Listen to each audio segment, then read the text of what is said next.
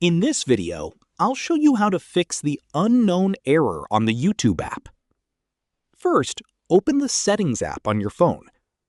Scroll down and tap Apps or Apps Management. Find and select YouTube from the list of installed apps. Next, tap Storage and Cache. Tap Clear Cache. If the problem still isn't fixed, tap Clear Storage or Clear Data, then confirm your choice. Now go back and tap Force Stop, then tap OK to confirm. After that, open the Google Play Store, search for YouTube, and make sure the app is updated to the latest version. If an update is available, tap Update and wait for it to finish. Finally, open the YouTube app again. The unknown error should now be resolved. That's it. This is how you can fix the unknown error on the YouTube app.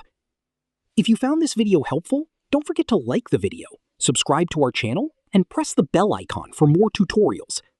Thanks for watching.